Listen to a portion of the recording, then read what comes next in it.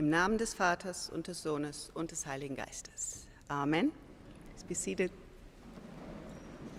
Good morning again.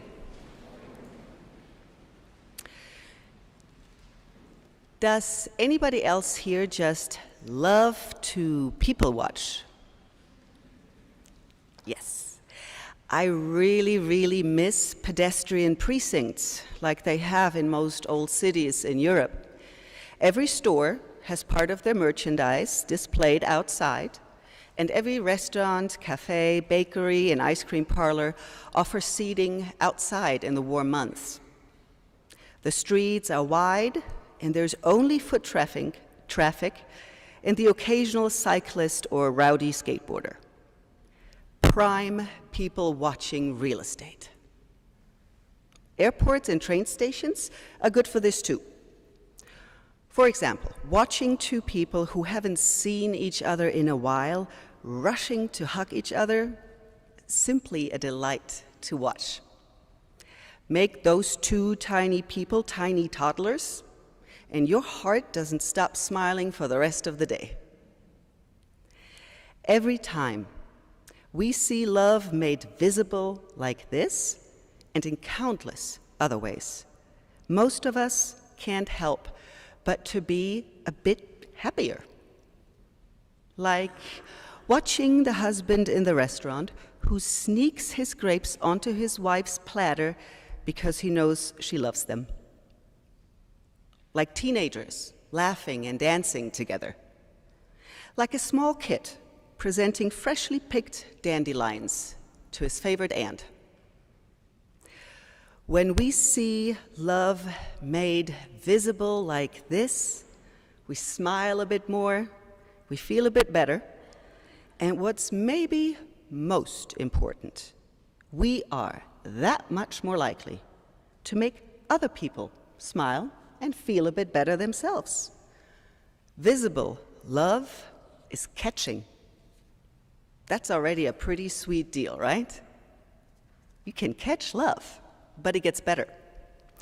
In our reading from the first letter of John today, we are taught that God is love, and those who abide in love abide in God, and God abides in them.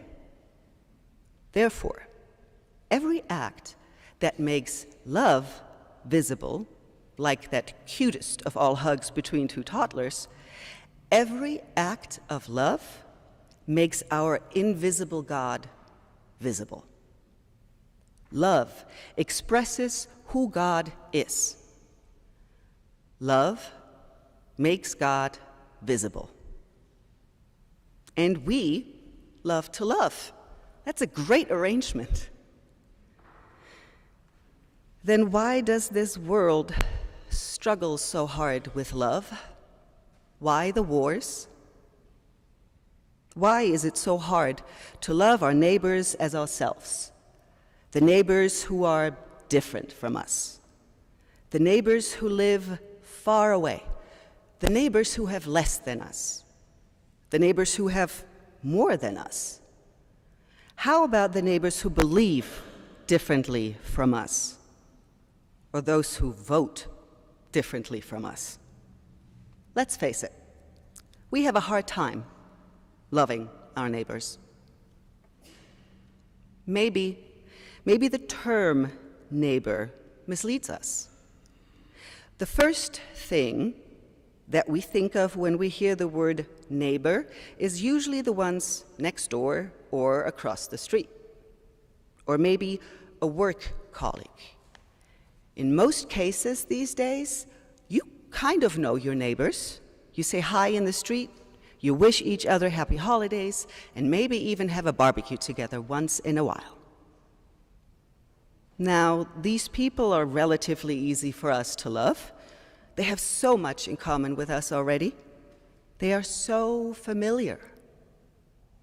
So the word neighbor evokes the image of a familiar person that shares our lifestyle, our culture, and so much more. And a neighbor in this sense also is not someone we are responsible for. We assume they are responsible for themselves and or have family for that. I think that is why in the first letter of John, instead of neighbor, the words brothers and sisters are used. Because for our brothers and sisters, for our siblings, for our family, we are responsible. And it is to this kinship kind of love, this I am my brother's keeper love, that we are called, and nothing less. And that is hard.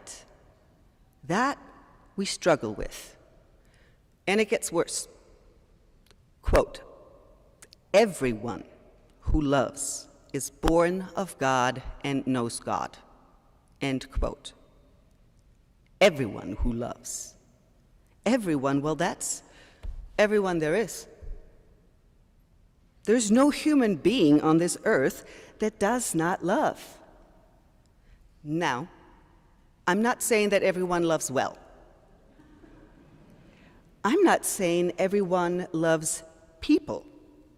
Some love power and money and status symbols instead of people.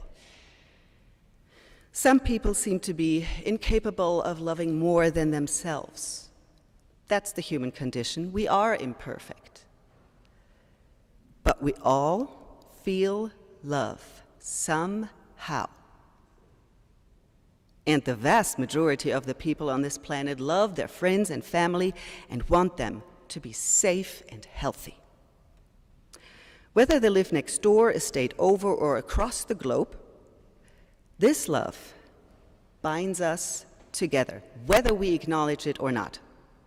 We are, all of us, children of God. We are brothers and sisters. We are siblings. You are my family. In the 2nd century, the Christian writer and historian Tertullian had this to say: see how these Christians love one another. See how these Christians love one another. It's always and ever been about love. Everything and all of it. This concept of unconditional and selfless love that Christians strive for is not easy. It is difficult for us to love a stranger we have nothing in common with and really disagree with. But it is precisely in acknowledging this challenge and working towards bridging the gap between ideal and reality that growth and transformation occur. And make no mistake, this growth and transformation is not optional. It is what we are all called to do. Because God's love for us is unconditional, but it is not inconsequential. Those who love God must love their brothers and sisters. Those who love God must love in a way that transcends societal norms and cultural divisions. And to do so, we must confront our biases and prejudices.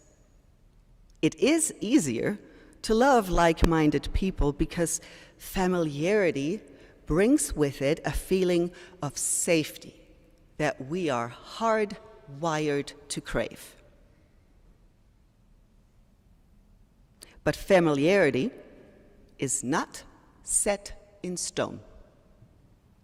We can familiarize ourselves with all of God's children, with all of God's creation. And at no time in history was this any easier than it is now. The internet has brought us together in a way absolutely unheard of in generations past. Not only can we learn everything there is to know about a people, but we can also be connected to those people on various social platforms. We can become familiar with each other, and in order to fulfill the commandment to love our siblings, we must become familiar with them, with their history, their culture, their hopes, and their dreams, and their food. I'm only halfway joking. As a matter of fact, I believe the quickest way to get to know and love someone is to share a meal with them. When you feed me delicious food, I am relaxed and happy, and I love you. There are so many ways to embrace our call to love. But they all start with opening ourselves up to the unconditional love God has for each and every one of us. God so loved the world, he sent his only Son to be the atoning sacrifice. And this love can now be perfected within us, within the ongoing and mutual love of humankind, a family. Love makes God visible. Every meal shared, every hug, every encouraging smile, every testimony on our siblings' behalf, every door opened, every seat at the table given, every act of loving kindness, love makes God visible. Tertullian said, "See these Christians, how they love one another." Wouldn't it be great? Wouldn't it be great for future generations to one day read, "See these Christians, how they love humankind." Amen.